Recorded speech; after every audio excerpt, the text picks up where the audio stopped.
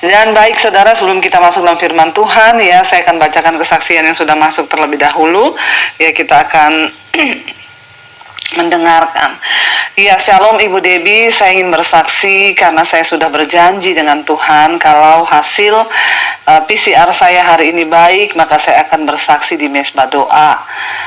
Puji Tuhan, saya selalu mengikuti Mesbah Doa dan juga Mesbah Syukur dari bulan Agustus tahun 2021, berarti sudah 1 tahun lebih ya. Dan puji Tuhan saya mendapatkan channel Ibu awalnya dari teman saya. Dia selalu mengirim kepada saya channel Ibu dan semua ya setiap kali ada acara-acara dikirim channel saya. Awalnya saya pikir ini khotbah biasa saja ya, tapi begitu saya terus mendengar dan mengikuti, saya jadi merasa memiliki pegangan dan kekuatan. Jadi Bu, ya hari ini saya merasa ketakutan ya yang sangat karena saya mengalami batuk dan juga pilek. Dan di pikiran saya, ya saya ini pasti kena corona. Akhirnya saya mencoba untuk tes ya PCR.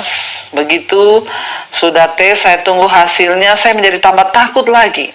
Akhirnya saya berdoa kepada Tuhan, ya saya meminta agar Tuhan turut bekerja dan hasilnya baik. Saya berjanji kepada Tuhan kalau hasilnya baik, maka saya akan bersaksi di Mesbah Doa. Saya pikir terserah ya Tuhan itu Ibu mau baca atau tidak juga bagi saya tidak penting. Yang penting saya sudah bersaksi karena saya mau melakukan ya janji saya kepada Tuhan. Karena Tuhan Yesus sungguh baik dan mujizatnya masih disediakan untuk saya, orang yang hina ini. Terima kasih Ibu ya, karena lewat channel Ibu saya banyak mendapat kekuatan. Demikian kesaksian saya, dan saya berdoa Mesbah Doa ini terus ada dan terus dapat memberikan kekuatan untuk semua kita. Semoga Ibu dan keluarga besar selalu diberi kesehatan dan kekuatan. Amin, amin, amin. Iya saudara, satu kesaksian ya yang luar biasa tentunya, karena mengalami ketakutan itu ya adalah sesuatu yang yang biasa dialami oleh setiap manusia, tetapi kita harus menang atas setiap ya ketakutan kita. Dan saya menghargai ya kesaksian malam ini, dia berkata kalau hasil PCR-nya baik maka dia akan bersaksi di Mesbah Doa ya, karena memang tidak gampang orang itu untuk bersaksi saudara, tapi biarlah saudara terus mengirimkan kesaksian saudara ya, dan bagaimana kita menang melawan ketakutan, kita juga diubahkan ya. Dan puji Tuhan kesaksian malam hari ini orang yang setia mengikuti Mesbah Doa dari tahun 2021. Awalnya dia merasa biasa saja, tapi ketika terus mendengar Mesbah Doa, dia merasa lewat Mesbah Doa dan Mesbah Syukur memiliki pegangan hidup, yaitu firman Tuhan, dan juga mendapatkan kekuatan. Karena hari-hari ini memang roh ketakutan itu semakin merajalela ya, mendengar berita-berita yang semakin tidak menentu dunia ini membuat rasanya kita gelisah, tetapi percayalah kita punya pegangan yaitu firman Tuhan ya, seperti kesaksian malam ini mendengarkan Mesbah Doa, Mesbah Syukur, merasa memiliki pegangan dan kekuatan dalam hidup. Memang tidak ada lain yang dapat menjadi kekuatan di hidup kita selain dari firman Tuhan saudara. Iya baik, hari ini kita akan kembali melanjutkan pembacaan firman Tuhan kita.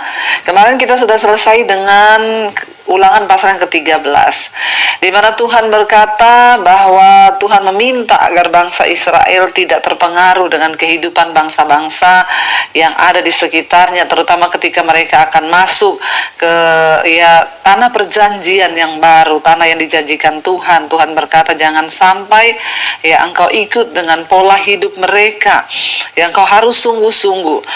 Bahkan dikatakan tumpas semua mereka yang hidup tidak takut akan Tuhan. Tuhan sangat membenci orang-orang yang tidak sungguh-sungguh dengan Dia. Tuhan sangat membenci orang-orang yang menista Dia dengan tidak hidup menurut jalan-jalannya. Dan Tuhan sangat membenci orang-orang yang menduakan Tuhan saudara. Dan mereka menyembah kepada berhala dan bukan kepada Tuhan. Dan akhirnya Tuhan berkata kepada bangsa itu hati-hati. Dan ini juga menjadi peringatan keras bagi setiap kita. Biarlah di hari-hari terakhir ini kita semua juga jangan sampai kita kita lengah, jangan sampai kita terbawa arus dan kita mengikuti hal-hal yang tidak berkenan ya. Tetapi marilah kita mau sungguh-sungguh ikut Tuhan, mencari Tuhan. Iya, saudara, hari ini kita akan lanjut dengan pembacaan kita dari Keluaran pasal yang ke-14 ya. Ulangan pasal yang ke-14. Di sana judul perikopnya cara berkabung yang dilarang. Ayat yang pertama, Ulangan pasal 14. Kamulah anak-anak Tuhan Allahmu, janganlah kamu menoreh-noreh dirimu ataupun menggundul rambut ke atas dahimu ya. Karena kematian seseorang. Sebab engkaulah umat yang kudus bagi Tuhan Allahmu, dan engkau dipilih Tuhan untuk menjadi umat kesayangannya dari antara segala bangsa yang di atas muka bumi. Iya, saudara, kita melihat di sini ya, kalau kita baca judulnya cara berkabung yang dilarang. Ya, tindakan-tindakan seperti menoreh-noreh ya diri atau melukai diri ya, ataupun menggundul rambut ya, itu adalah ya sebuah tindakan yang di sini mengacu pada cara pemujaan orang mati ya. Banyak agama lain saat itu memiliki ya semacam penyembahan atau pelayanan kepada orang mati. Ya, akan tetapi ya kita sebagai anak Tuhan ya, kita tidak boleh ya melakukan hal-hal yang sama yang dilakukan oleh orang lain, saudara. Sama dengan pada zaman itu ya, mereka hanya fokus ya pada adat istiadat atau ya tradisi, tetapi tidak fokus kepada Tuhan atau melayani Allah dalam kehidupan. Jangan biarkan perhatian atau kekhawatiran terhadap orang mati menjauhkan kita dari penyembahan kita kepada Allah, sementara ya kita ini masih hidup di dunia ini. Jadi pada zaman itu sebagian orang menunjukkan cara mereka berkabung dengan menggundul kepala dan juga ya melukai tubuh mereka, menoreh-noreh ya badan mereka, mungkin sebagai rasa bersedih atau berkabung atau berduka.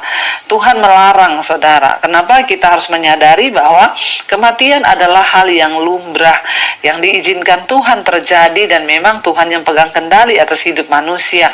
Kita boleh bersedih ketika kehilangan seseorang, tapi kita tidak boleh menyiksa diri dengan menggundul rambut, dengan menoreh-noreh ya tubuh kita sendiri, melukai hanya karena kita merasa kehilangan seseorang yang kita kasihi. Tuhan tidak memperbolehkan hal itu. Karena itu, saudara, mari kita mau sungguh-sungguh ya juga melihat ya, hari ini mungkin kita ada dalam satu kedukaan kehilangan orang terkasih, mungkin itu saudara, anak, orang tua, atau siapapun juga. Tapi jangan sampai kita berduka secara berlebihan sehingga tanpa kita sadari ternyata kita sudah mendukakan Tuhan. Ingat, nafas hidup, kehidupan semua orang di dunia ini adalah milik Tuhan. Ketika Tuhan mengambilnya, ya kita harus menyerahkan kembali ke tangan Tuhan ya. Tidak boleh berduka secara berlebihan karena Tuhan melarang. Kita lanjut sekarang pada ya Ulangan pasal yang ke-14 ayat yang ke-3. Judul perikopnya di sana binatang yang haram dan yang tidak haram. Janganlah engkau memakan sesuatu yang merupakan kekejian.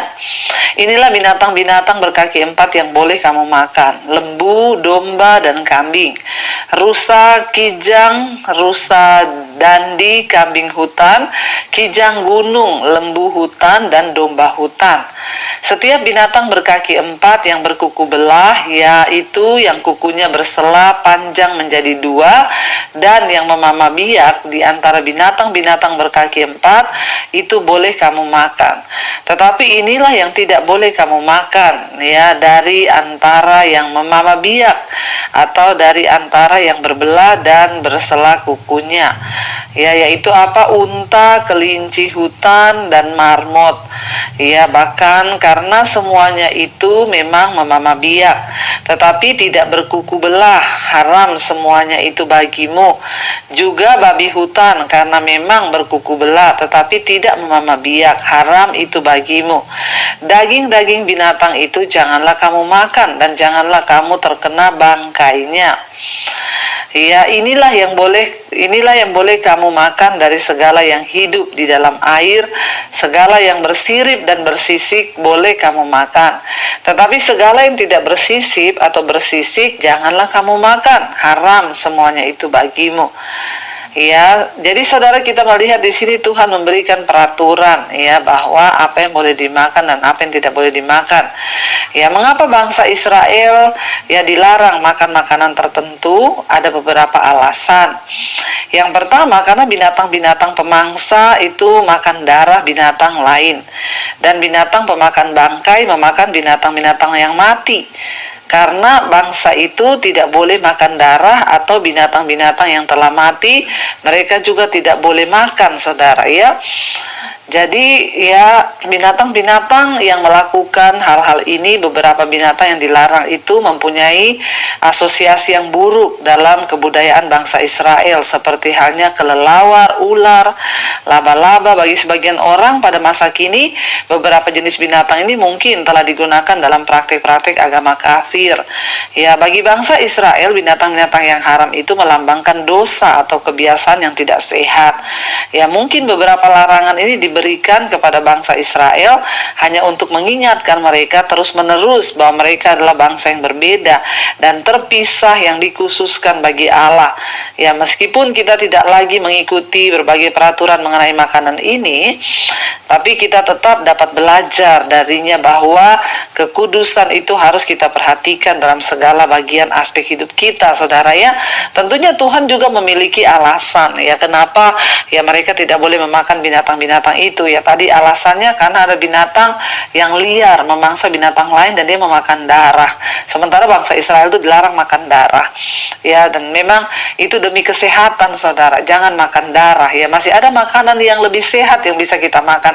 Sebenarnya alasan dari Tuhan itu melarang bangsa Israel memakan itu semua, tentu saudara, mungkin dalam binatang itu juga ada kandungan-kandungan zat-zat yang berbahaya bagi tubuh manusia. Ya, kita makanlah yang sehat-sehat saja ya. Firman Tuhan berkata, makanlah yang baik-baik saja. Makan. Video ini sangat bagus untuk didengar atau ditonton, yang sangat membangun iman, menguatkan iman kita. Puji Tuhan, haleluya.